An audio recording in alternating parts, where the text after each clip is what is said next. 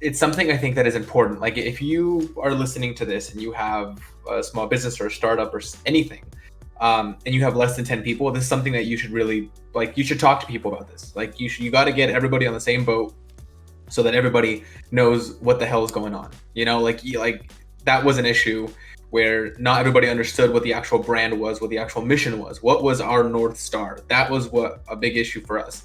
Once we have everybody on the North Star, then it's very easy for us to be motivated.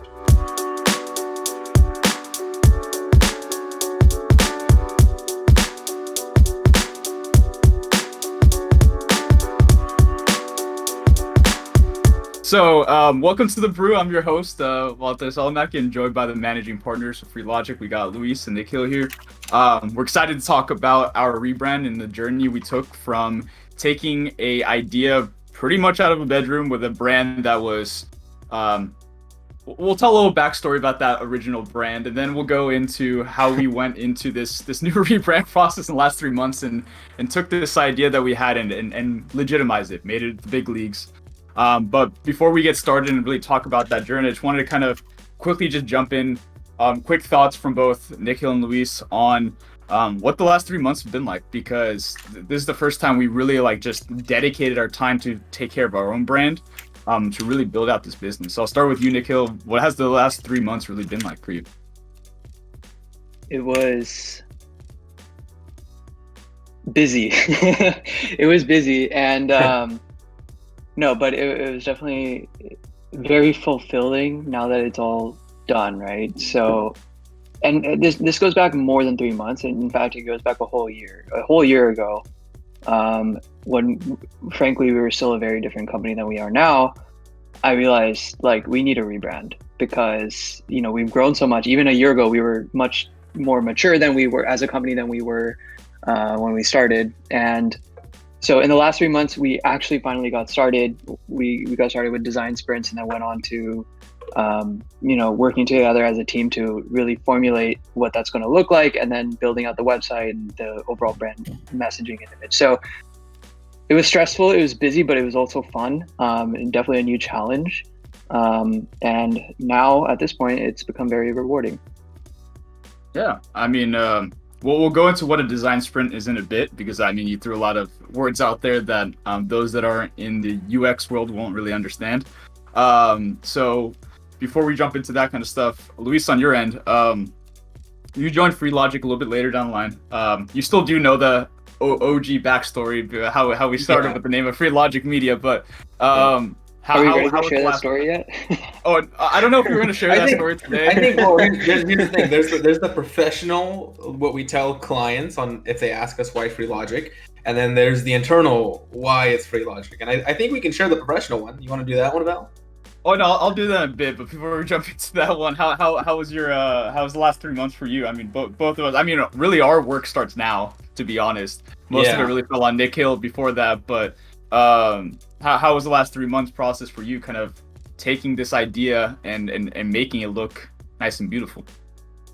Yeah, I think you kind of hit the nail on the head there when you say that our mine and your work starts now more than anything. Right now, it's I feel like this is one of those races where you just kind of hand the baton to the next person. Where we had our design sprint where all of us together as a team kind of were there, and then Nikhil, you took the baton, took it to where you needed to take it, which is now. But I think at this point it's handing it over. Your job is done. You can go to sleep. You can actually get 8 hours if you want now. It's been good on mine. You and I, we really just had to work on tiny little things, like making sure that the copy was good for what we wanted, and making sure that the website actually functionally looked well. I know that my job towards the end with Nikhil was just, I wouldn't even call it a job. It was just, we would get on call sometimes and he'd be like, how do you feel about this? Do you think we can tweak this? Do you think this looks better like that? And he and I would just kind of go about doing that, little tiny incremental changes. And towards the end there, I was basically just lauded around taking photographs for the last little stretch of the website. But, I think it looks good, and I think it all worked out pretty well. Yeah, no, definitely. Every single content piece, shout out to to Nick and Andrew to make the content really drives the website, right? So the content behind it looks absolutely amazing. Your photography, even though we kind of just lagged you around, it came out perfect. The last week, by the way, it was one of those things where it was just like, oh, by the way, could you do? Yeah, by the way, could you go do all this, please and thank you. Hey, let's be fair. When we do podcasts, you show up 5 minutes before we actually launch it, so we don't. No. Time, so you're giving me too much credit. I think I showed up like 2.5 minutes before the podcast started. So fair enough. But yeah, I mean, before we go into the process of like how we went about this rebrand and what that journey is really like and how do you map it all out, because it is a lot of different elements to it, and that's one thing we learned over time is that you have to really plan it out. You can't just say I'm going to rebrand a company because it's not going to turn out how you want. But first, let's give a little backstory as for FreeLogic overall for those that might not know like the history of our company. I won't go into the real story of FreeLogic Media. I will tell that another day, and that will be saved for some 5 years from now or something like that. A nice little benchmark. But I mean, FreeLogic originally started really just me and Nikhil had an idea that we wanted to do consulting for small businesses. Honestly, we had no idea what we really were doing. We had an idea, but like no idea how to execute it. And we're just looking up different names, and we ended up coming with FreeLogic Media. And the reasoning really behind that is like we wanted to be able to share, FreeLogic with individuals and help grow businesses, and we wanted to drive that through media. Both like myself and Nikhil more than myself, like we liked photography and like these things. We were not like anywhere skilled enough to say that we're photographers, but we enjoyed it. It was a passion of ours. We added to our team somebody who could do content creation. We added Evan Yoon. And he was at that time an inspiring photographer, so we added him to the team, more artistic lens. But we realized we needed a whole lot more skill sets on our team. So over the last couple of years, what we've been doing is we did a lot of pro bono work. The importance, and those that don't know what pro bono work, it's really you're just kind of like volunteering your time on work to support a local business. You're doing it for free, and honestly it sucks doing that as a business. You're spending a lot of time, you're just doing free work, but you have to do that sometimes. We had to build a portfolio for ourselves, and we did that for over a year. Nikhil was studying abroad in Hong Kong. When he got back, we're like, all right, let's take this a little bit more seriously. We've done some work, we have a small portfolio for ourselves, let's see what we can do with this. Nikhil took a jab, made the first website for us, which I still have never seen, by the way. I want to see it. I want to see what the first Wix website looked like. Well, after I came back from Hong Kong, that was like the first WordPress website. First Wix website was, I don't think we ever even officially like put it up and out there. So you have no screenshots, no nothing. No. I don't want to know if I have screenshots. It's okay. No, that will just be, that would be ignored for the remainder. Like that's like. Look, it couldn't have been that bad. Like there's look, like you look at like the first version of any website versus like where they are now, like those like glow up things. Like it's inspiring to look at like Amazon.com, which was like just Amazon books, and it just had like a web page with like links on it, and now it's ruining the world. It's like this beautiful transformation is something people want to see. Full circle, Yeah. Amazon's example is a little bit different because that's going from the mid 1990s to 2021, right? So design has changed completely. So I'm not even going to use that as an example. But what we're talking about here is what I like to call the creator's dilemma, where, all right, I think that's a term I use. I kind of forgot. It's a dilemma. So basically, if you're a creative, Luis, I'm sure especially you can relate to this. You look back at your own work and you think it all looks like crap because you're your own harshest critic. A lot of creative people tend to be perfectionists too. I don't know about you, but I definitely can be. Mm-hmm. So even a website that I made 2 months ago, I think looks terrible because I've learned so much in those last 2 months. And today, this FreeLogic Inc. website that I made is, in my opinion, I think like one of my better pieces of work, but I guarantee in 2 or 3 months, I'm going to look back and be like, I could have done that a little bit better, right? And this just happens as a natural thing, right? So we certainly in 5 years or something, I'm going to look back at that first WordPress website and be like, oh my goodness, like what was I thinking? Right? And this is completely normal. I think it happens with any company, any designer, Anybody who puts their work out in public, essentially. Yeah, but I think the important part as well is I don't think the first website was awful, but it wasn't planned, and I think that's where both of our like salty taste it comes in, because like at that time we just wanted a website up, and honestly it just was like gurgitating copy, writing out things, not really thinking through messaging of what we're trying to do as a business, seeing what works, trying to just slap on a portfolio, trying to make it look nice as possible. You don't want to build a business that way, and that's just a warning for anybody who's trying to build a brand. You have to think through like, what is your brand really standing for, and how can you articulate that in every word and every image and every single, your color palette, your logo, everything needs to articulate that. And at that time we weren't really thinking that way. We were more like, we just need a website up, let's build it out. We weren't thinking of small things in digital marketing like SEO to a certain extent. We weren't thinking about customer journeys overall. We weren't thinking of like pretty much anything on the fundamental side of building a really strong brand. But that carried us for a certain amount of time, right? Like it still worked. It's not to say that didn't work. It worked, but that's not how you build a strong brand. That was still to us that kind of like, you know, bedroom brand. Like it was like out of the garage, you know, startup, like it's, you know, bootstrapping. This is something that works, but at least it'll attract people and they'll just be like, that's at least legit. But it's nothing that like wows people. It's not going to get us to that next level. And that, I think that's a really important piece to why we're talking about this today is we went a total of 3 years kind of going through the motions of building a business, but not thinking of our brand. And we realized that if we don't take care of our own business, how are our clients or our future clients going to look at us if we can't take of our brand? How do we take care of their brand, right? And that's a really important part when you do a rebranding project is you have to think of your end users, your customers, your stakeholders, those that are involved with your business, and what is the perception that they're thinking about you. And the first step of that is going to be doing something called a design sprint. And honestly, like I knew about it to a certain extent before because I've always like been fascinated by the concepts, but I never knew what was involved with it.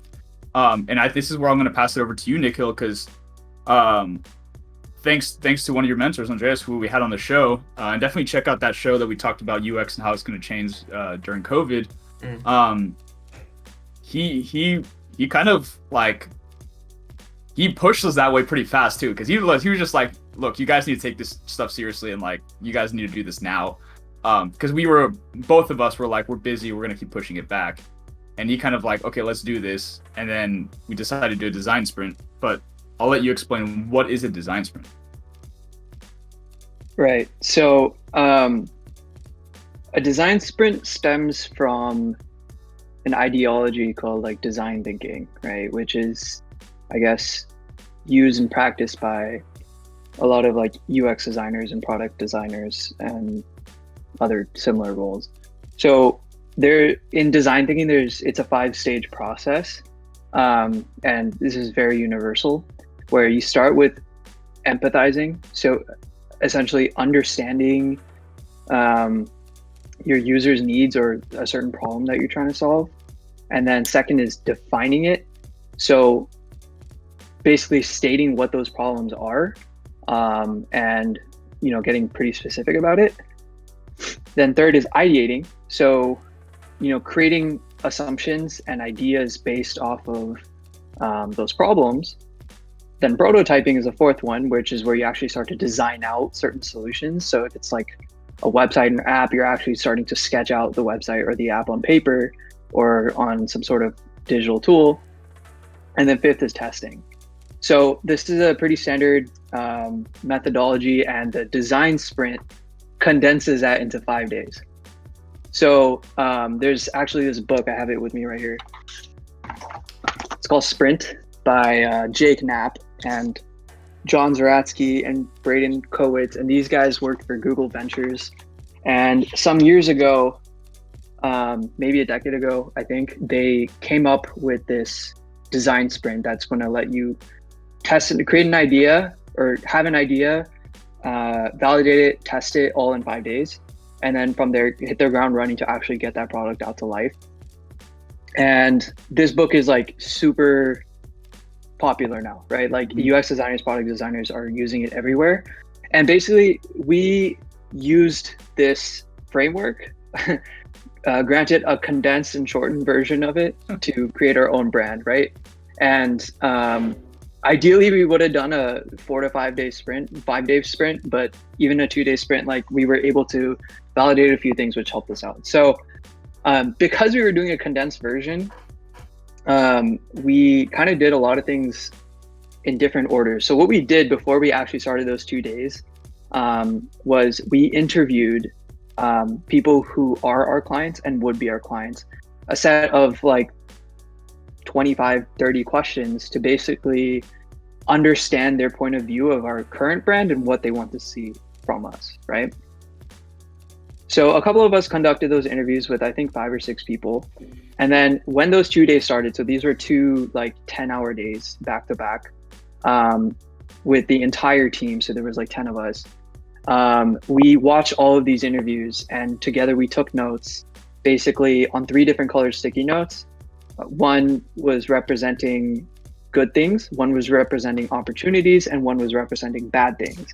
And then after that, we compiled all of those things, all of those notes, and there were a lot of them, to point out certain patterns of like what we're doing great, what we need to improve on, or what, rather to rephrase that, what are our opportunities to build off of? And third, what are some bad things that we need to address, right? And then from there, we started, without getting too deep into the specifics, but we started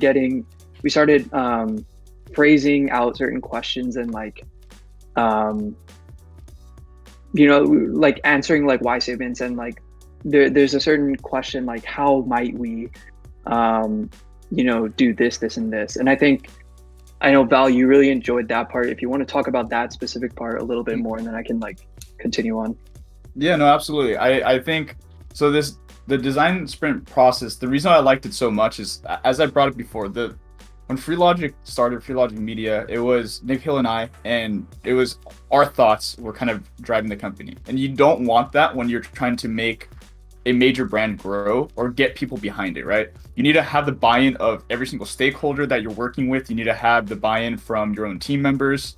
You need to really empathize with everybody and kind of drive everything together and build a brand around that. So the process that we did really, I really enjoyed it. So what we did was we took all these notes that we were getting, the good, the bad, the ugly, and we took them all together and we had to write out different phrases. For example, why are we doing what we're doing and why that matters, like 2 whys. And the reason why I like that is that's actually something I teach to a lot of people on motivation, is you have to really kind of deep down understand like why you do things. If you just look at the surface level why, if someone asks you like, why are you doing this? You can come up with a very good, quick answer. But if you ask them a why again, they're gonna have to really think about it. And that's for anything in life. If you really want to understand why you care about it, ask yourself why twice and try to get to the deep layer, and try to even ask it 3 times if you possibly can, to really think it through. So for us, why we cared was we've always really cared about our community, supporting these small businesses, supporting everybody in our community, really kind of building this budding community to thrive. That's like a very strong, important piece to us as a company. But why do we care on top of that was because we really want to level the playing field. And that's, as you can see on our brand across the board, where we're on a website or messaging, is leveling the playing field. Everything we do, through innovation, through research, through how we're building our team, everything is about leveling the playing field. And that's exactly why every single member on our team is a UCR graduate. We don't have like these crazy Stanford, Berkeley, Harvard graduates and stuff like that. I could care less about a title. I care about people who really buy into the idea of supporting a community and trying to put all their efforts into leveling a playing field. So that for me is personally very important, but every single person on our team values that same thing. And that was really great to see that we all kind of drove to that key point. And that statement didn't come from myself. It didn't come from Nikhil. It came from the team. It came from voting. We had 10 people write out statements, and it wasn't like one person had more authority than the others. Everybody got to vote, and the person who got the most votes, that was the statements we were going through. So I really liked that process. It took out the bias of everything and allowed everybody to stay their point in mind. From there, we also did how. So like it's important to know why you're doing something, but you also need to know how you're about to do it. So what we were able to do there, same thing, how on 2 different levels. We're looking at how are we being able to level the playing field. Okay, from that level of how are we going to do it again? Let's go to some tactics. Let's actually think through, like, what are the different activities we need to do as a business. That came up with, like, how on our website, if you look at it, we have solutions packages. That came from some of the hows. We have specific services we do. That came from the how. We understand the fundamental needs of our clientele from these interviews. So that process, learning the whys and the hows, really solidified, at least for me personally, what we need to focus on. What are the competencies we need to have on the team? Who do we need to hire? What are weaknesses? And how do we get this brand to really launch off fast and be able to serve our community like going forward. So that part, personally, like I said, I liked it because it took out one person being able to say what the company approaches and all these kinds of things, and it allowed everybody to state their mind and come to a conclusion together. Because any company who has a vision together is a company that's going to succeed. If people don't buy into a vision, if they're there for the paycheck, if they're just to do the day in and day out, you're not going to see momentum in a business. And that's actually one huge reason why a lot of corporations are struggling today, is exactly this reason. Their employees don't buy into the why, and they don't understand how they're going to do it. But yeah, that was overall, at least for me, my favorite part of the design sprint, kind of putting it all together. But you can kind of continue from there, what we did next from those whys and hows. Yeah, and I can actually, so we had 1, 2, 3, 4, 5. We had like 5 statements, right? And so building off of that, leveling the playing field, a couple of them were like the first one that we came up with, which pretty much envelops our brand, is how might we become the most approachable and forward-thinking digital consultancy that turns ideas into reality, right? And like Val was saying, you can see this like in our website, in our like announcement videos, and stuff like that. And then to build off of that, answering that how might we said, by partnering with community thought leaders, we can better understand and listen to the aspirations of our clients. And there was more and more that built off of that. So together as a group of 10 and with one facilitator, we were able to come up with some pretty powerful statements that I don't think Val and I would have been able to come up with on our own, right? So yeah, and then from there, I might be blanking on one step in the middle, but like we eventually went on to like prototyping, and we listed out like different activities before the prototyping. So we listed out all the different activities that we of value of like innovation, technology. Like we had 2 poster boards. Right, one was tied to more of the social media stuff. One was tied into the innovation side, and like things that we can do that were like some were out of the box and some were easy things that we can knock out. So we can kind of plan out activities of how to articulate this brand. Yeah. So that helps set up like how we're, once we set up this brand and stuff, or as we set it up, how we're going to go about doing certain things. And then we went on to prototyping, right? Yeah. It was a long 2 days, man. It's all good. Yeah. And it was a while ago too, but I shouldn't be forgetting this. Anyway, prototyping. So we together as a team, or not together actually. So each individual team member, on their own big sheet of paper, basically prototyped like a page on the website, based off of like our entire discussion and things that we came up with over the last few days. And that helped set up the initial, I guess that was like the first step into eventually designing the website. And that is pretty much where our 2 days ended. And now if this was even longer, and Luis, you can definitely chime in here too, or like for the entire 2 days, but if we were to go for that full 5 days, we would have had those people that we interviewed come in person, and one person would have been interviewing them in a separate room while the other 9 people were watching, through like a Zoom chat on the other side of the room or whatever. And for the prototypes that we came up with, we would have actually tested them with people who would have fit our target market. So we didn't do this. I mean, we did it eventually, like at the end, like after the website was actually made, but we would have done that testing earlier on had we done it the long way. So yeah, Luis, was there anything I might have missed, or was there anything that really stood out to you in that entire process? So I think the thing that stands out to me the most about the design sprint isn't necessarily the design sprint itself. It's actually like the implementation side of it. Like the design sprint itself, it's important. It's like I can't put a value on the amount of benefit that we got from those 2 days. Like seriously, it's the amount of money we spent on it is nothing compared to what the output of it was. But I think something that's really important to think about here is the fact that we went into the design sprint not knowing anything. We came out having this idea. You know, it's at the end of the day, this is an idea that we have for the brand and where we want to take it, how we want to implement it. We agreed on set parameters and set values and what it's going to look like and the colors and all this and all that.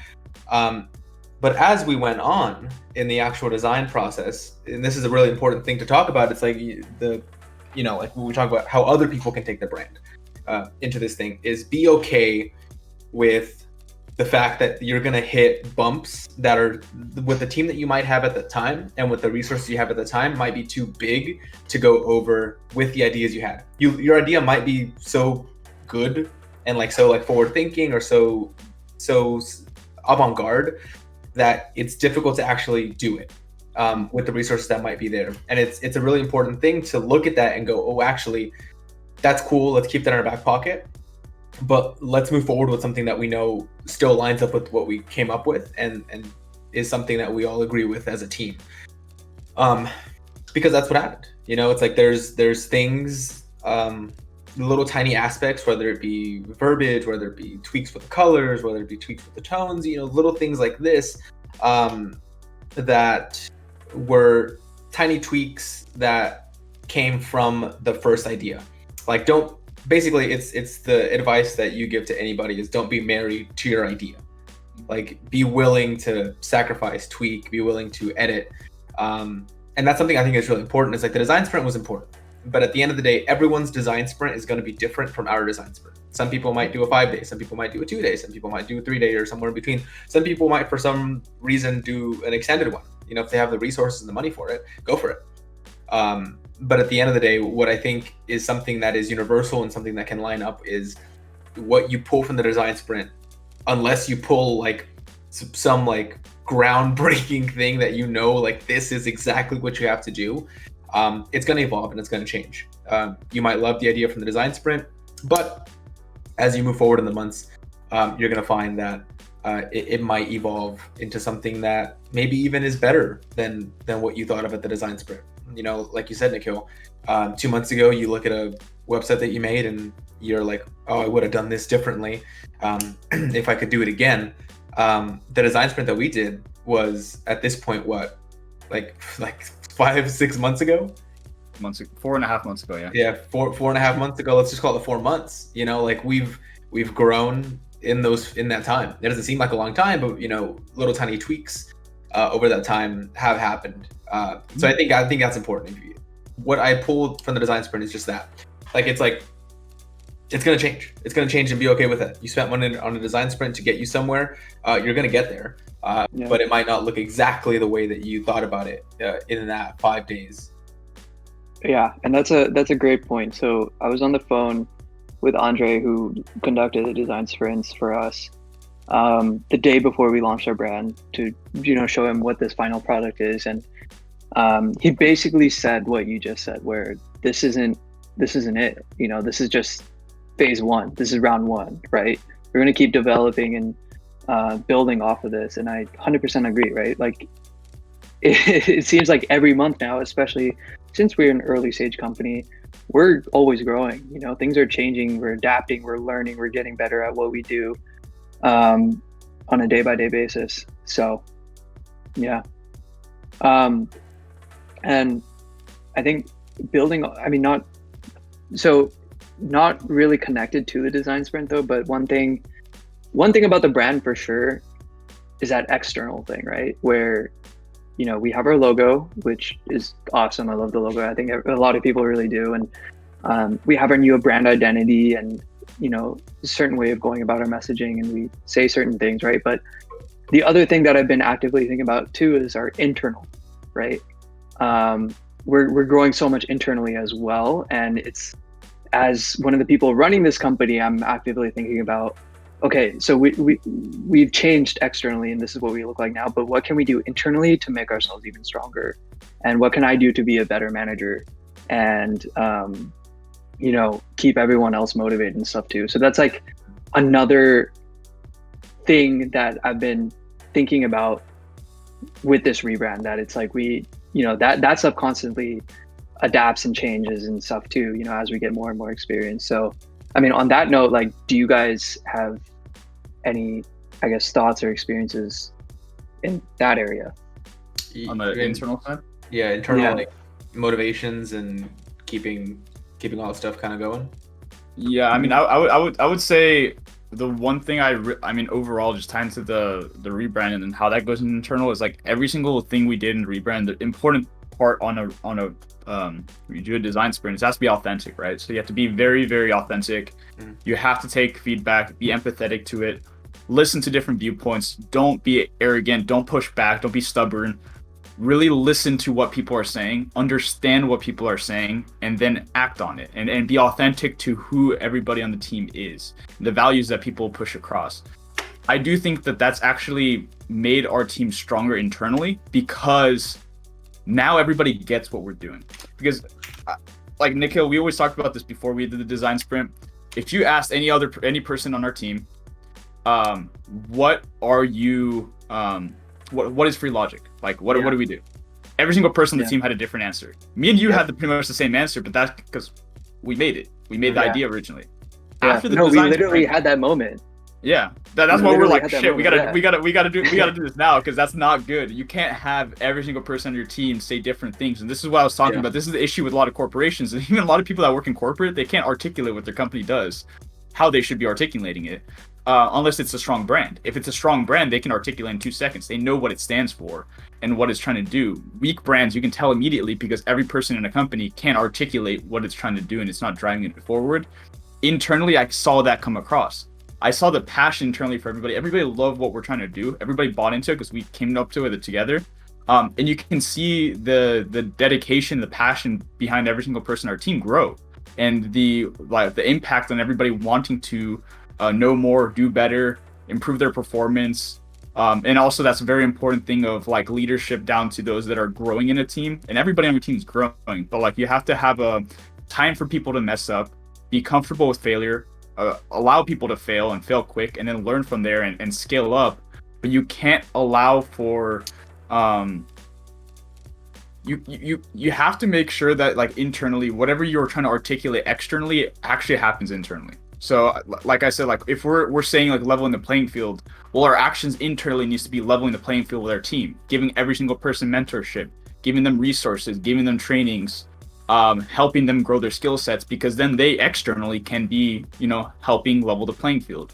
So I do think that is one thing that did happen after the design sprint, is that from our articulation of what we're trying to do for the external, this is our brand, we're trying to level the playing field, we're trying to help this, internally we're able to get people to buy into that and then grow the skill sets to be able to do that. So I personally think that was a massive part of this rebrand process that I can see internally as our team, and allowed our team to grow so fast, because that would not have happened if we didn't do this rebrand. I can guarantee it. We would have had a fragmented team that were all trying to learn some different things, but not really understand why they're trying to learn these different things. Now I can tell every single person understands. If I say you need to learn how to you need to get a Facebook ad certification, you need to understand project management, this, because of this reason, it clicks. Prior to this rebrand, I don't think it clicked. And that's not anybody else's fault except ours. That comes from those that drive a company. You have to be able to articulate why your actions matter. But then internally on the team members, they have to buy into that vision too. Because if they don't buy into that vision or what that brand's trying to do, it doesn't matter. You can tell them all day long, but it's your own fault. And that's the mistake I think a lot of I want to say leaders, because you're not a leader if you can't do this correctly. I would say like managers struggle with, right? Is that they push things on people, tell them what to do, but they don't uplift people and actually get them to do and why they need to understand how to do it and create that passion behind it. But our team is so passionate now, and I just love it. Every single person. We don't have a single person on our team who's not passionate about what we're doing. And that comes across every single time we talk, and I love it. Yeah. I think the important kind of note here is we did it early on. We did it when the team was small and kind of we were able to nurture that like very effectively and personally, like one-on-one meetings, whether they're weekly, bi-weekly, or whatever it might be, you know. It's something I think that is important. Like if you are listening to this and you have a small business or a startup or anything, and you have less than 10 people, this is something that you should really, like, you should talk to people about this. Like you got to get everybody on the same boat so that everybody knows what the hell is going on. You know, like that was an issue where not everybody understood what the actual brand was, what the actual mission was, what was our North Star. That was what a big issue for us. Once we have everybody on the North Star, then it's very easy for us to be motivated. Everybody, you know, and you can see it. It's like palpable. Like going from like when we were at Big Bear and we had the whiteboard and we were like, oh crap, we actually nobody knows what the hell what the brand is internally even, you know, and if no one internally knows what the brand is, then how the hell are we gonna externally project a brand? You know, it's just not gonna happen. So I think having a small team, figuring that out, but then also talking about people that have maybe more than the employees that we have, which is 10 total, including ourselves. If you are someone who, you know, have 50 people, 100 people, 200 people on your payroll, it's still something that is very important to showcase and show off, and make sure that everybody understands what's going on and that they are, you know, it's easy for us to say because it's in our freaking mission statement of like leveling the playing field, but like make sure that everybody feels equal, and that everyone has a voice. I think that if you can do that, if you can get employee buy-in, if you can get internal buy-in, that's it. That's all you really need to kind of go forward, pursue, and really thrive in whatever industry you're in.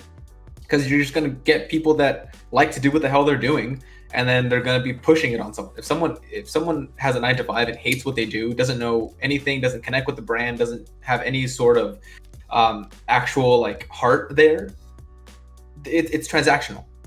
They go in, they work, they leave, they go home, and they eat dinner and they go to bed. That's it for them.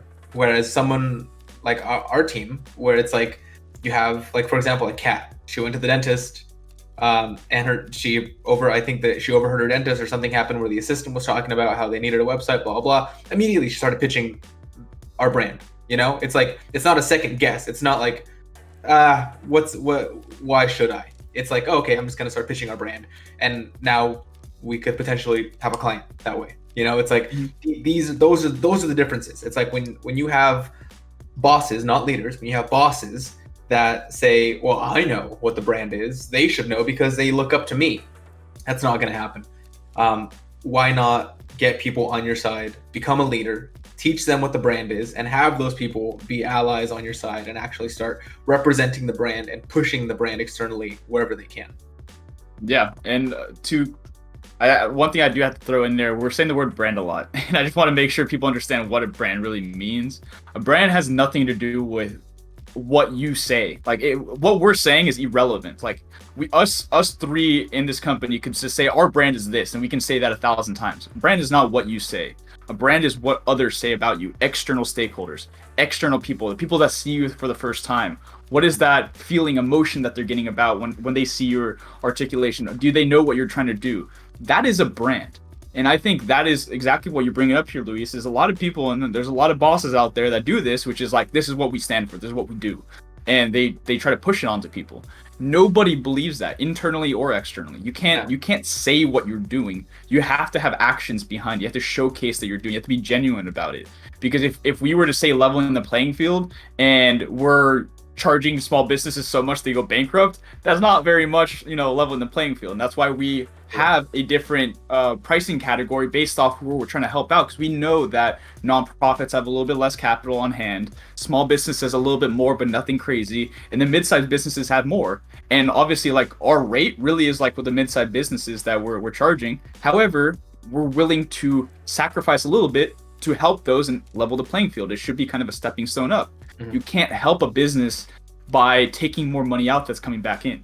You have to grow with them. And that's why we're also comfortable with like revenue sharing. A lot of people would think that's idiotic because it's really bad for cash flow. If you do revenue sharing and a business is not growing fast enough, and we know that personally, it sucks sometimes because you're like, oh crap, I really want to get this money, but I know in the future it can make a lot of money, but it's not making it right now. Well, the reality is that's also helping that brand grow faster because you're not pulling money out of that business that they can reinvest to grow it faster. And you have to believe in their long-term vision. So that's why we're comfortable with these different types of deals that we do with clients if they can't afford to pay us all up front, right? So, I mean, actions drive a brand. How people talk about your brand drives a brand. What we say is completely irrelevant, but of course we can put messaging out there. And messaging is important, but it's not the end all. And that drives both internal and external functions of a business overall. But to kind of talk, we did this design sprint. I mean, I had like, as we're talking right now, I had a lot of internal and external. But one thing I talked about, the reason why the first time we built our website and the first time we tried to build our brand, it just didn't work like we hoped, because it wasn't organized. We didn't have a plan of action of how to actually develop this brand. We were just like, slap on text on a website, build out this website, and boom, we're done. Now we did this design sprint, and then after that, I think the reason why we were able to do this last 3 months as we did was we actually had a kickoff meeting, as you're supposed to, and we planned out everything. We went through every single functional thing we needed to do to make this brand come to life, designed out when each thing has to happen, all the different pieces that are dependent on each other, and all the different aspects we needed to have. And we mapped it all out, and we allowed each individual on our team to have different roles and have accountability for the different things, so not everything would fall on one individual person, so we can actually achieve this brand. And we mapped out the last 3 months. I think that's a very important piece, because anybody who's listening right now, if you're in a company and or if you're trying to build a company and you say, I want to build this out, don't rush yourself. And I learned this personally. Sorry, Nikhil. I'm always the guy who's telling you to do it like in like 1/4 of the time I know it would actually take, because I like to get shit done. But at the same time, that's not a good thing when you're trying to build a brand out. And that's why this time around, I when we had that meeting, I was just quiet. I was like, whatever time you guys say, that's the time we go. And even when I try to push back, then I'm like, never mind, you guys are right. We need more time. So we mapped it out based off the time that every member of our team needed. Still was a lot of push at the end. It was still intense. Like, me writing copy was absolutely awful, and I was pulling all-nighters trying to write that stuff. And for you, Nikhil, I know you were pulling all-nighters to just be able to design everything. But by mapping out the 3 months, and we figured out all the different pieces, everything got done. And it wasn't as rushed. Don't get me wrong, we still had a lot of stuff we had to do in the last week, but it wasn't as rushed. So what do you guys have to say about the importance of organization when you're trying to build this brand for the big leagues, right? Like, if you're really trying to, like, the bigger your idea is, the more time you have to be comfortable dedicating to it and spacing it out, so that you think of every element. You think of how to articulate it out, the messaging behind it, the design of it, and like functions afterwards, because we still have plenty of work to do. It's not like it's done. We launched the brand, but now we have PR, now we have lead gen, now we have all these other things, SEO, that I have to build out. It's not over. It's just starting, like as Andre said.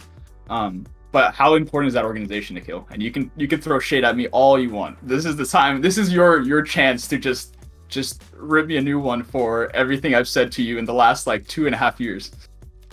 I'm not gonna try to throw shade at you, but Nikhil, go for the throw. One this term, is your chance, dude. This is this is your chance. I opened the door. He's opening the door for you. Okay. Like, look. Like, go ahead. In one term, what you just described is project management, right? Mm-hmm. And again, being an early stage company, like we throughout this past 45 minutes, we have pretty much talked about indirectly a lot of the mistakes that we made, right? And I'm completely comfortable talking about the mistakes that we made and reflecting back on them, and more or less being proud of like the progress we made, but also realizing that there's still many more mistakes that are going to come. But yeah, project management is something that we overlooked for a long time, right?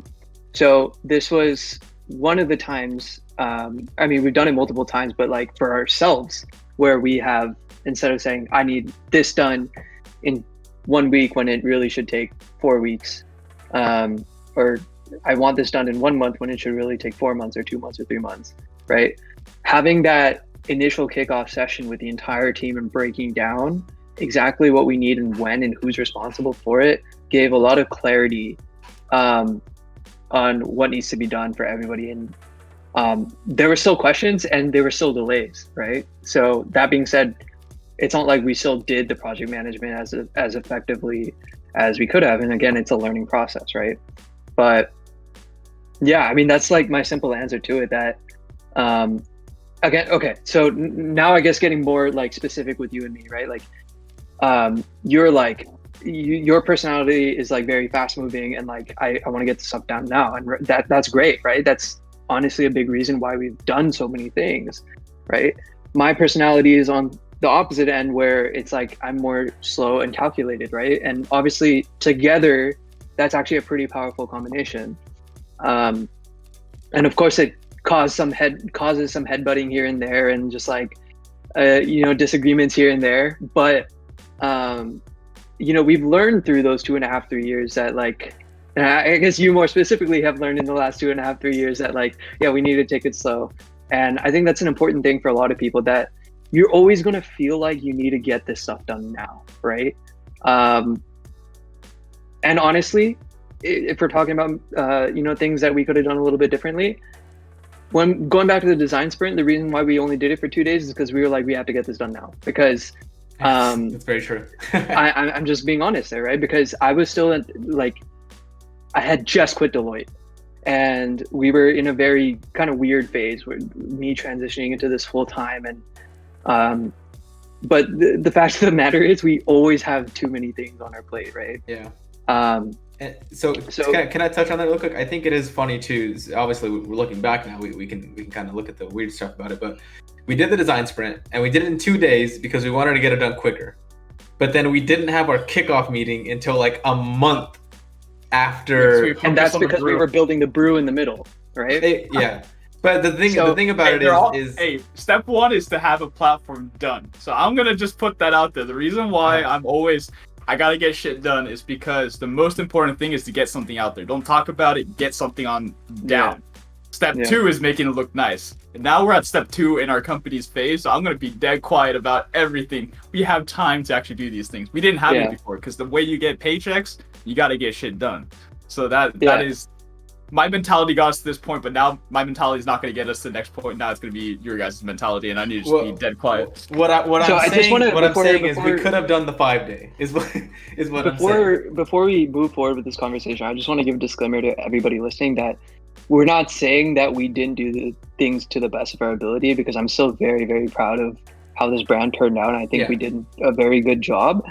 But I'm setting up this conversation that we're just being honest for anybody listening, because again, one big thing that the Brew is about is reflecting on our failures and talking about being open about our mistakes and learning from them, right? Mm-hmm. So we made mistakes and we could have done things more efficiently, sure.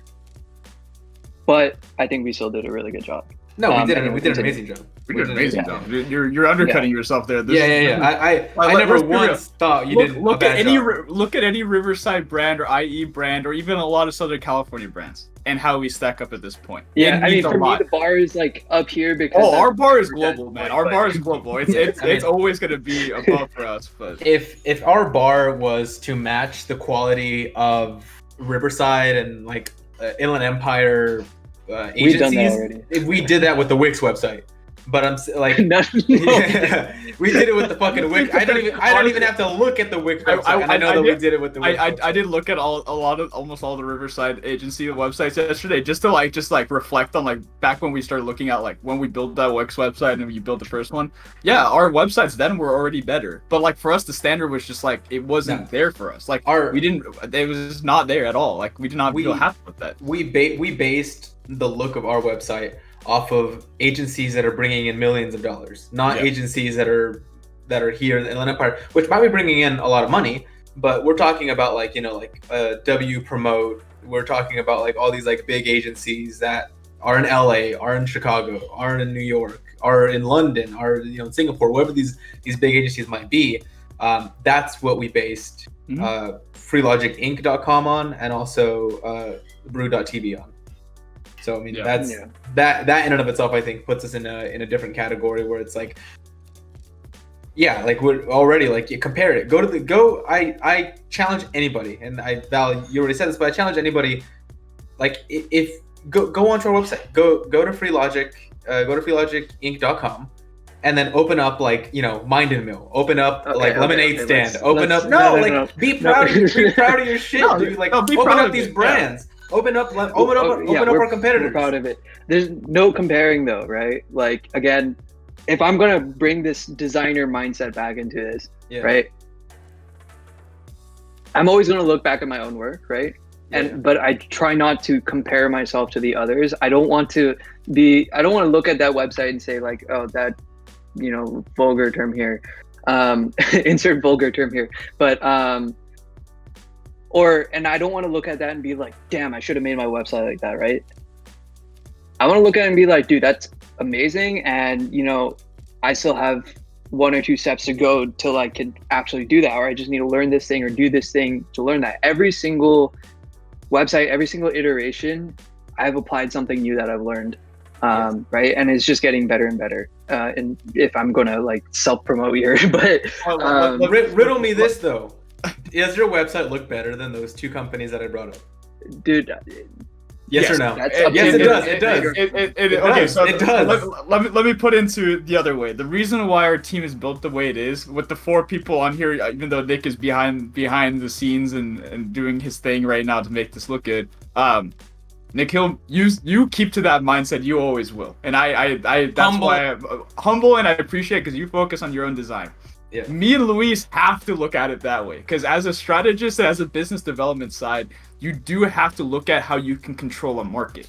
Yep. And I am looking at that nonstop, and that's once again why we do have to have different skill sets and different mindsets in our team. Because if everybody thought like me and Luis do, we would have a problem, man. Because our only would be an incremental bit better than our competitors versus us stomping on the competitive landscape. Because we just look at how do we win, not how do we stand out as a big major brand and keep scaling out.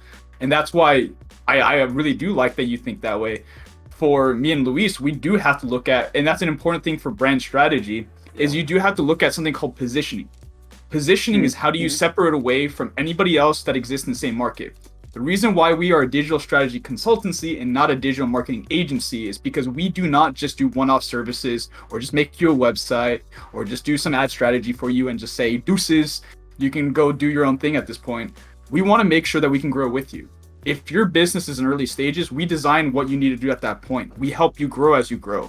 And because of that, you'll pay us more as you grow, but we're not going to ask that up front. And we're not going to just leave you hanging by saying, here's a website for you.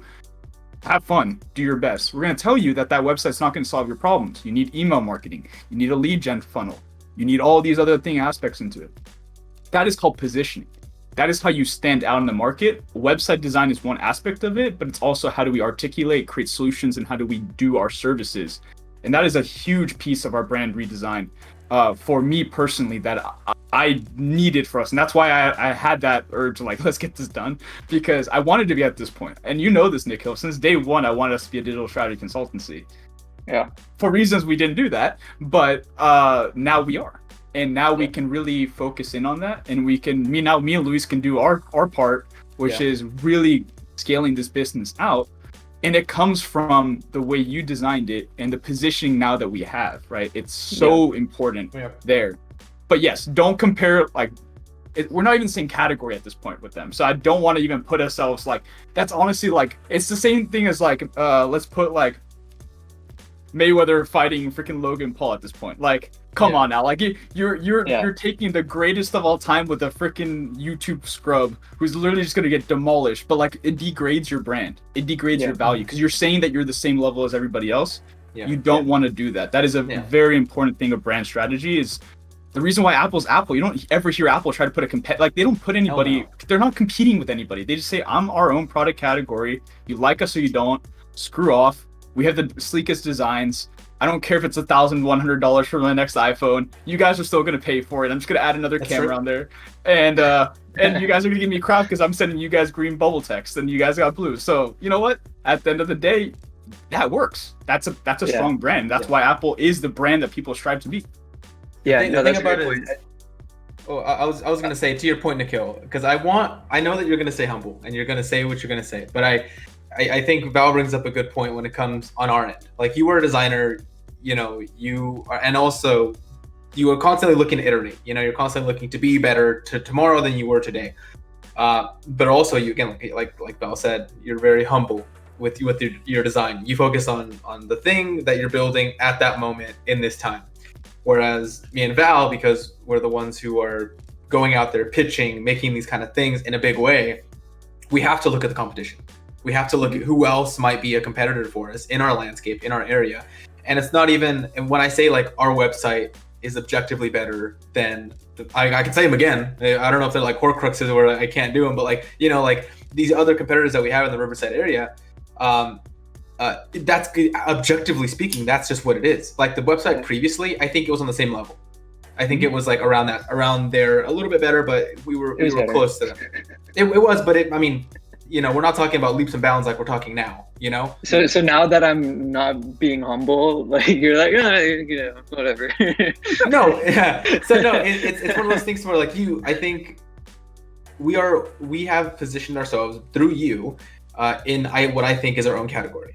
Previously, we were in a similar category to them, but I think through your design in the Riverside Inland Empire area, no one else has a better website than us. Like that, not even close. Not even close. Yeah. So through yes, okay, yeah. Through our design and like you were saying about like, I mean, through all the packages and everything that we offer holistically, right?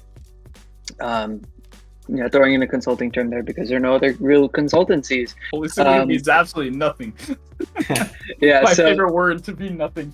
Yeah, no, like yeah, with this rebrand and everything, we've finally been able to position ourselves in a spot where we don't have like nobody's directly competing with us. We're in our own little spot. But again, I don't know, I'm in a weirdly like reflective and looking back mood today, but the start of this part of the conversation also shows the importance of having diversity in a team, and that like with this rebrand, that's something we've started to value even more and more, right? Like these different perspectives.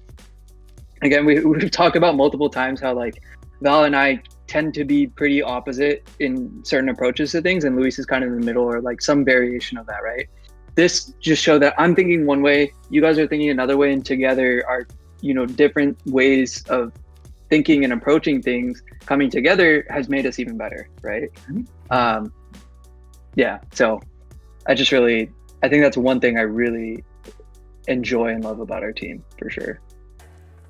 Yeah, no, and I think that's important because diversity. So overall, like this entire time that we've been explaining, like, look, we took this idea, came out of a bedroom. It was an idea of what we want to do, right? And you have to start somewhere. And I think it's important for any business, any brand. You have to don't talk about it, be about it, do something about it. Like actually have actions and try to build something out of it. Give it a fair shot. We did that.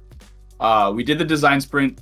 We took it seriously. We started designing a real brand. We started designing a real logo. It's not something that we got for a couple bucks, but in like a literally light bulb that like has nothing to do with like a connotation for skill, right? We created a logo itself that stands alone. That logo. We said logic and we're like, oh, light bulb, you know, like when you get an idea. So just FYI, never do that for branding, ever. But you know what?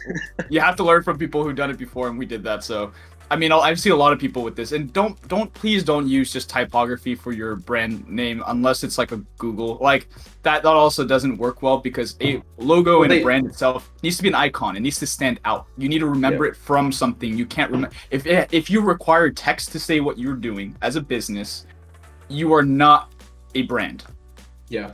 And I'm going to say that very brutally. When you think of like these like typography logos, you know, whether it's Google, Lenovo, you know, insert whatever the hell you want. They don't just go into like Microsoft Word and type out their like the font, you know. They don't just go yes, Google in like Arial, you know. Like they pay hundreds of thousands of dollars for designers to come up with a proprietary font for them, you know. Like it's even simple. Even when someone looks at a simple logo like that, people go, oh wow, it's just text. Like at the end of the day, yes, more often than not, you're gonna need like a logo. You're not just gonna. That's why Google still has their G, and Lenovo has.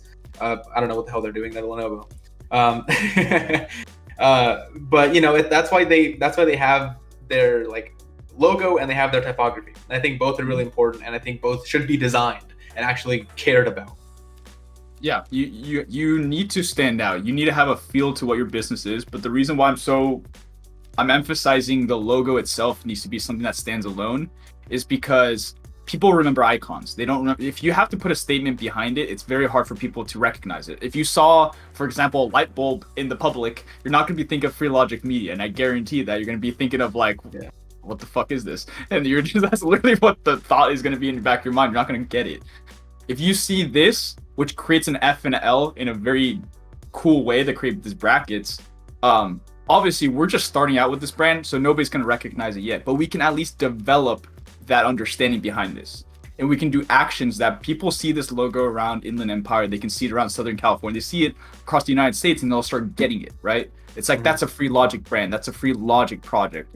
That's what we want to build out, but we weren't able to do that with we were restricted because of our logo. So a logo, please take that seriously. You have to think about it. And if you don't think about it correctly, it'll pigeonhole you as a business. And I've learned that from Free Logic, I've learned that from research, I've learned that from looking at these brands you want to scale out. If you don't have a logo that stands alone, you will not be able to scale. It's the first restricting factor of a growing business is going to be that logo. And that's why you see companies do new logos every 3 to 5 years. Like, what is the typical, I think it's about 3 years that Google does like a little change on like their they tilt the E this way instead of it being straight. I think it's kind of just going with the times, basically. Like their design has gotten more flat, or like I think they've had like slight color changes, like made it more vibrant and stuff. So it's basically just going with the times of like design and how like that's changing and stuff. So yeah, I mean, the great thing though is that people love our logo. I've gotten feedback on that. Everyone seems to love it, so that's awesome. But who knows? We might in a few years or something. We might do the Google approach where we tilt it a little bit this way or something like that, you know. I think it's important to always kind of be leveling and kind of continuing and leveling up with the times and stuff like that. But I think going back to the main topic here, which is, you know, how to take your brand to the next level. I think overall what this comes down to is like, let's look at it like a step-by-step kind of process. I think initially it's like, take time to build your brand. I think it is the big kind of thing, you know, like take time to do a design sprint, take time to think about your logo, take time to do all this stuff, to get your team on board. That's really an important one, you know, like take time to think about your brand, take time to cultivate your brand within your actual company itself. But I think after those two steps, when you have like the step where we're at now, where we have a solid website, we have employee buy-in, we have all this stuff with our organization, right? With our incorporation, actually, shouts out to us, dude. We're changing up the tax forms, you know. But moving forward, I think is another important thing here, and you two kind of touched on it, is like building that recognition, doing it in a bunch of different ways. I think with us, that comes in a lot of ways, and I think every single business will do it differently, but will do it in a way that makes sense for them. But I think it's important. You are not an island. We are not an island as a business. We live in a community. We live in a regional area, and we are doing our best to start serving that area in a big way. There's a reason why all of us are University of California, Riverside graduates. And there's a reason why we all stuck around. We think that we can do something with this city and the surrounding area to make it actually something that's like very like big, you know? So we're sticking around here. We're continuing education here. We're doing a lot of stuff here because we're invested in the city itself. And we're invested in kind of pushing all that stuff forward. As me and Val kind of talk about this a lot, but if we can tap into the city, if we can tap into a community, and our only goal, it's not for us to make money. Our goal is for the community to grow. As the community grows, so will our brand. It's completely correlated. All of us inside of the company, and us four here, well, us three that you can see. Nick, again, he's the unseen hero behind the scenes here. But all of us here, we're not like. And I've said this before. I don't think in any podcasts, but I've said it before. If us four were in it for the money, we would only be a 4-person team.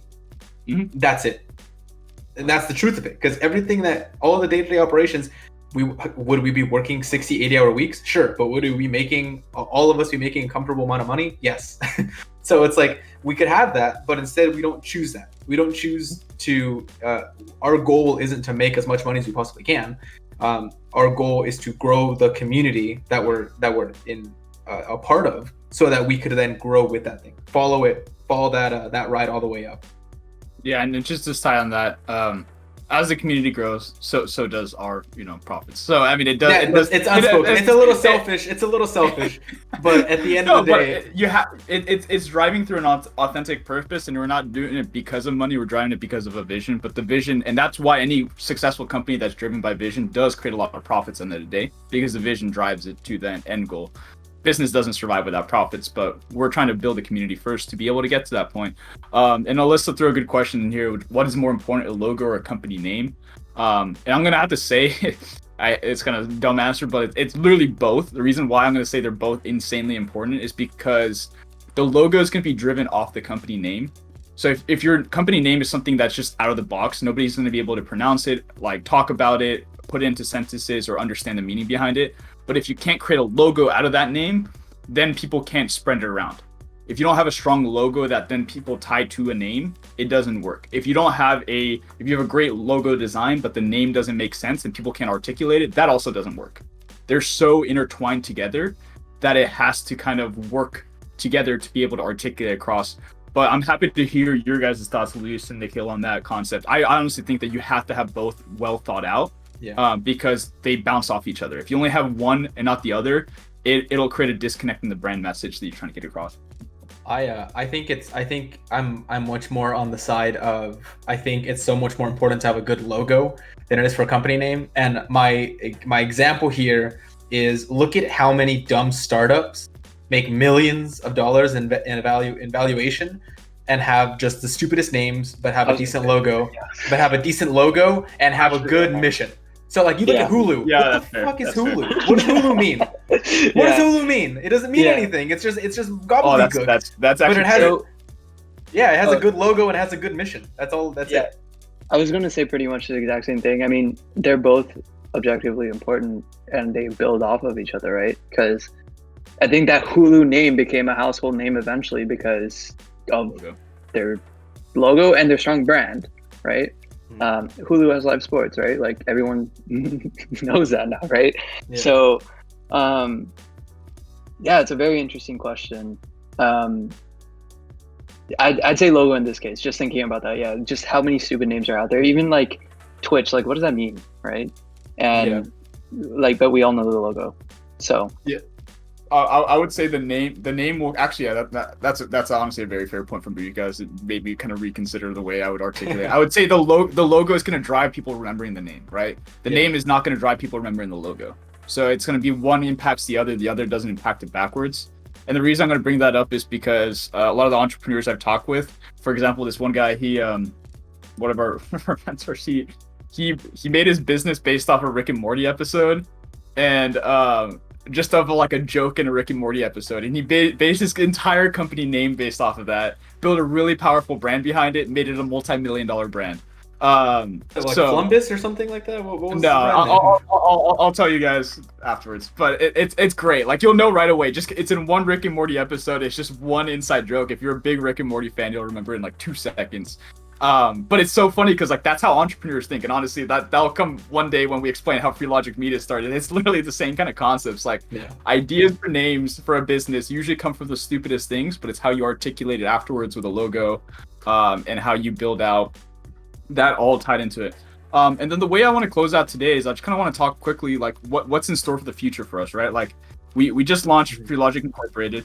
Another important piece of that is we launched our very first subdivision. Shout out to Nick, who is the head of Free Logic Studios and the name of our Twitch channel now. So Free Logic Studios, we've always been wanting to do this, and this is exactly the issue with Free Logic Media, was that the media aspect we had in the name, but people didn't get that as a consulting company, right? If you say media, it sounds like you're a media company, and that wasn't our main focus. Our secondary focus was the media aspect. So Nick, who is an amazing videographer, he's now the head of Free Logic Studios. And what Free Logic Studios is, it's the content creation arm of our company. We want to be able to provide full services for any client, from start to finish, anything marketing related, whether you need the most amazing commercial shoots to motion graphics to having just even video editing tied into what you're trying to do, tie that into the consulting aspect and build your digital strategy. We want to build that around. So that's one important piece. Is we built our very first subdivision. There'll be additional subdivisions that'll come in the future. One that we've talked about before is like Free Logic Ventures, Free Logic Partners. We don't know what the name is going to be yet, but that's going to be tied into our equity partners, those businesses that we have ownership in, that we're helping scale out. Those are long-term visionary plays into different markets. We'll build that also out. But I mean, from you guys, what other things you guys want to see from our business going into the future? Like we have a brand. Now we can kind of scale it out into these different things. I do have some stuff I'll kind of throw out there based off what I've been researching and what I've always wanted to do. But what are some things that you guys would love to see in the future of Free Logic now that we have this brand of Free Logic that doesn't restrict us to anything? Yeah, there's a few things that I hope we can accomplish within various time frames. So a few of them, or like the first one that comes to mind is, just being that, I say household, it's not really household, but like being that very common name, like a name that most businesses in the Riverside and Inland Empire and even Southern California area are familiar with or have heard of, right? Like right now we're very local, but a goal of mine and ours collectively is that, more and more people know about us, right? Another is more of a personal goal and passion. But so again, one reason why we started Free Logic Media is because we're very passionate about, growing the Riverside area and this community.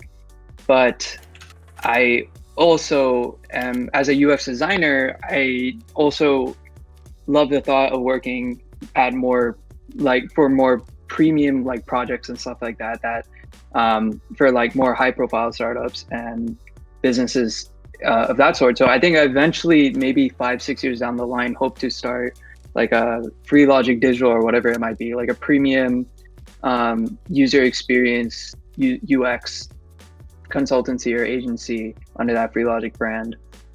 And then the third, kind of somewhat off of that point, is that once we've really made a name for ourselves in Riverside and the Inland Empire, I hope we can start like another location or whatever in another part of the country and eventually even the world. So not the Bay Area. I'm not really too excited about the Bay Area anymore, but whether it be, Austin, Texas. Austin. Yeah. So we're going to Austin, boys. We're not going to the Bay, bro. The Bay's done. Bay's dead, boys. The Bay's fucking dead. It hit its peak. Everybody's going to Austin. Austin's where it's at. Austin or Chicago, and there's a couple other places. But yeah, hell no, we ain't going to the Bay. That's funny. We'd never talked about Austin either, and we said it at the exact same time. So that's pretty cool. So Austin it is. And who knows? Free Logic Finland or something. We'll see. Never. Dude, that's the smallest market ever. You want to make like $50? I mean, we'll be the one and only, right? Germany would be better, but yeah. I mean, here's somewhere the thing. We could go to Finland, but we would be like that has to be like the super high end brand. You got a bunch of big businesses in Norway, Finland, Sweden, but it has to be kind of like the super, like the design that you do, honestly, actually probably could work there because their design fundamentals are still pretty old school and they don't move that fast. So we got some Texas, we got some. I'll find a way to get us into like some small markets in India or something, even though I can barely speak the language. Bro, it doesn't matter, man. It's all good. I've been in so many countries and all you gotta do is like, you gotta point to shit and you just gotta say, I can do this, and they'll be like, yes. Even though I look exactly like them and I can't communicate with them, right? Don't worry, I will be that white boy that's just like walking around and be like, who needs website? Who needs this? If it makes you feel any better, I'm a white passing, but I'm completely fluent in my first language of Spanish, so. I don't know if that makes it better, but good for you. Yeah, there you go, man. So one quick thing I wanna say here is that Austin, Texas does not have tornadoes, to my knowledge. I'm pretty sure that Austin, Texas doesn't have tornadoes. It's like right at the at least big ones, like, destroy city tornadoes. Like it's right at the cusp of like Tornado Alley, where like they kind of die off there. So there's a comment. Austin's like actually like safest. It's a weird place in Texas. The middle of Texas. Really, it doesn't feel like Texas. The only place in Texas that just doesn't feel like Texas. It just feels like another city. I will say though, I do love Chicago, so that I'm enamored. Except for the winter. Winter fucking blows. But We'll just be a summertime yeah, agency there. we're a summertime agency in Chicago. No, I think That's an moving interesting forward, concept. Sorry, go ahead. just a pop-up agency. Yeah.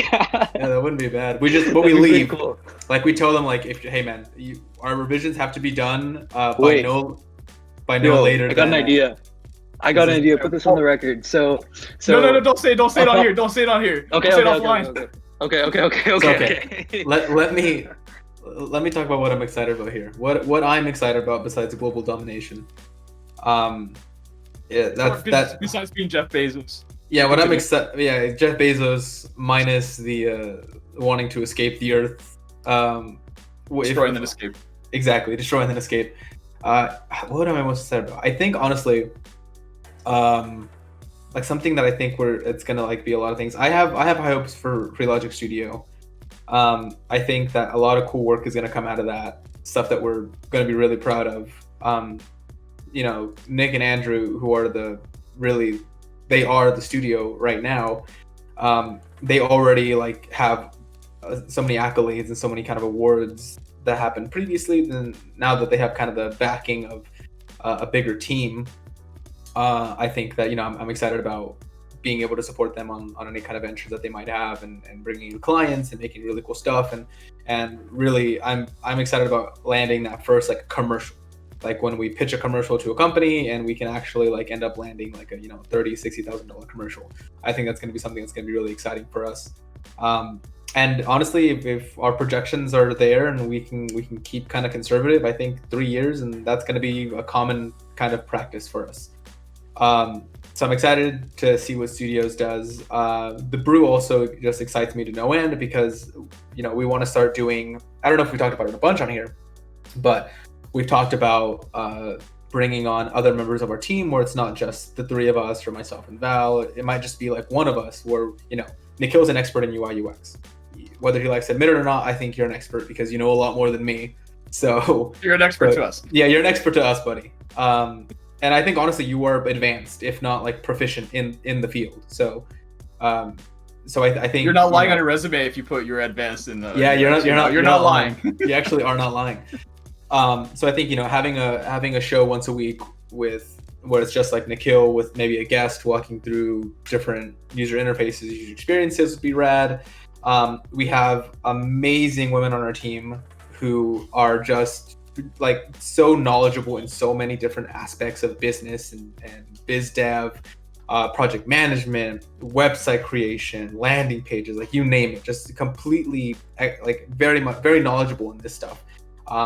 And it's something where like it's funny on our end, like the managers we're like, yeah, you are amazing. You have your own show, like take it, like do your own thing. But like I think we're dealing with the fact that like maybe they don't want to have their own show, so we're just like, oh man, we're just like now we have to deal with that slowly but surely, pushing them towards showing them that I think that they would do amazing on Twitch, doing whatever the hell they wanted to. And then whether it's me doing like a Socialist Saturdays stream or something like that, something fun. Socialist Sundays, Socialist Sundays. I bring on union leaders. Mondays? Do you have to be capitalist Mondays? Yeah, if you want, I'll bring on union leaders in our local area to talk about their trials and tribulations, and just bring on like some hard ass boomer that's just like, my bootstraps are so long, boy howdy. No, I'll just get a bunch of entrepreneurs on. That's true, yeah. A bunch of angel investors, bunch of angel investors. Exactly. Yeah, I think I'm excited about that. I'm excited to see, at the end of the day, my vision that I have and the growth that I want to see, I think aligns really well with what I have done in my career, which is more on the creative side. So like photography, videography, marketing, ads, all this kind of stuff, social media. So it's always been in a more kind of creative light. So I think my excitement comes in that vein as well.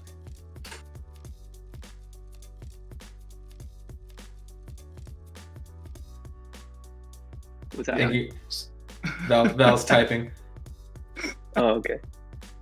No, yeah, he just wanted to hear the idea of a Modern Warfare 2 lobby where I'm just in there and just like inviting random people on, just making little kids cry. I'm all about it. I mean, the fact that I won a resurgence solo yesterday in trios is just dumb. That was like the most satisfying and most sweaty I've ever put in my life. But Yeah, so aside from that point, streaming is definitely going to be a thing, even though oh, 100%. it's going to be a thing. We have the Instagram handle. We do have the IG handle. We have the TikTok, don't we? We have the TikTok handle too. You guys are welcome. Yeah, we just gotta get it started now. We gotta just post content. But yeah, I mean, like we all have different passions. We all want to do a lot of things. One thing I'll just kind of drive into, like one thing I have as a vision, and it's kind of like where the future business is going overall. And it's a mixture between marketplaces, e-commerce platforms, and internal retail that's more showroom style. So one thing I do definitely want to see as things start opening up, as we get more capital, is reinvesting our money into building out small local shops where like different brands can actually promote their products, and also tie that into an e-commerce platform.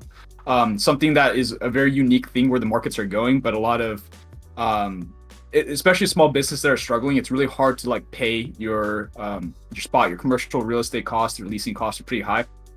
It makes more sense to have a location where people can check out your products, experience what you're trying to do, and then buy it online. People are going to keep buying online. And that's one thing I want to do, is be able to build out these retail stores, these free logic stores within local communities, and help small businesses by creating these marketplaces. That's one huge part of it. And then of course, just having ownership in other verticals that are just interesting to us. Like we like different things, and it's always fun for me to like have ownership in another business. Like we own a part of a barber shop, and like I never thought of that ever in my life, but I love it because every day I'm thinking about how can we just completely dominate the game in barbering, which is really weird because I never ever would have thought of that prior to us working with JBez, right? So that's one thing I want to see in our future, is being able to have ownership in some businesses, build up our own businesses, have coffee shops, have breweries, tie that into the Free Logic name. Definitely my dream goal is to have a beer that either has a name, and what Alyssa just say, brewery where the brew is hosted. Yeah, no, that is on the list. We have the brew at 5 o'clock, which we'll announce hopefully someday in the near future. And I would love to just have a brewery where I can go in and get free beer and host a show where I just get hammered. You just want free beer. Yeah, dude. Hey, Nikhil knows this. I always look at businesses to get equity partners for things that cost a lot of money for me. So whether it be beer, haircuts, gaming, whatever it is, I am going to build those businesses up to get the products for free, right? So that's an important thing. You gotta save money on something, and that's it. But welcome to my world. That's the way I envision everything. But I do think that we now have the ability to really kind of build into different things of our passions, right? But you have to do it in small steps. Everything we talked about, that is not something we're going to be able to do fast. This is going to take a while to be able to do. It took us 3 years to get to this point. It's going to take us 3 years to get to the next major milestone. But from there, we're going to be able to grow a lot faster and faster. Definitely appreciate everybody who supported us along the way. It's really not possible without our family support, our friends support, everybody who's in this Twitch channel supporting us today.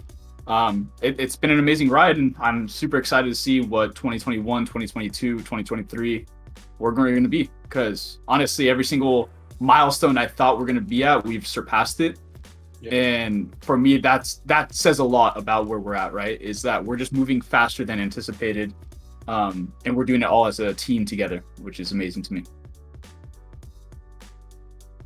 Any closeout statements from you guys? We'll end the show for today. No, I think that's a great place to leave it off. Like Val said, thank you all for supporting, and hopefully we can continue to make you proud. Okay, Dad. I appreciate that. You're welcome, son. I would like to as well say, obviously, we know because me and Val were there, but Nikhil, you celebrated a birthday this Thursday, so happy birthday. People that are here watching, if you can put in the chat, happy birthday to Nikhil. I think he's turning, what are you turning, Nikhil? What'd you say? He's turning 43. 43 or 42? 42. 42? Oh, that's right. Yeah. Nikhil's turning 42 years old. Just shave the beard and go back to 24. Yeah, Nikhil's turning 42. Doesn't look a day past 60 though, so that's good for him. Yeah, some gray hairs here and there, but it's all good. Yeah, a few grays. Aren't we all getting a few grays? No, There's like 2 here and like 1 year. Oh, you're getting beard grays? No, dude, I'm getting like there's like a few grays here. Dude, I'm worried about both you guys. I'm very worried about both of you guys. It's all the wonderful anxiety that goes through my veins. It just no me out. No wonder I have blonde hair. Yeah. No, I thank everyone for watching. I don't know, man. It's one of those things to where like it's fun, it's exciting. Even though I was late to getting into this podcast today, I believe me when I say that I am excited to do it every week. And I love having just conversations with you two because I think we're all so different in our own different ways that our dialogue is always pretty entertaining. Yeah, it gets risky every now and then, but it's always entertaining. Yeah, I appreciate those for tuning in. Is there anything from the voice of God being the man behind the camera that wants to articulate out the man in the high castle? The man in the high castle as we close out today's show. I got to turn off the microphone in OBS, but yeah, not a whole lot. Thanks for the shout outs, guys, and yeah, I mean, thanks for all the subs. Yeah. Thanks for all the new subs. I gifted a couple, but yeah, we have a new closeout video for today. But yeah, I think that's about it. Proud of our team and appreciate it. Looking forward to the future. Absolutely appreciate it. Make sure to link Free Logic Studios as well in the chat, so it's not just Free Logic Inc. Everybody can check out your guys' amazing work as well. But yeah, thank you guys for tuning in. Next week we'll have a professor on from UCR. We're gonna have Professor Ken Wang. He's gonna come on. We're gonna talk about the future of technology and why it's important to stay up with trends, whether it be through education or just through your own research, because things are moving fast. So definitely stay tuned for that. We'll do some announcements early next week. But thank you for tuning in today.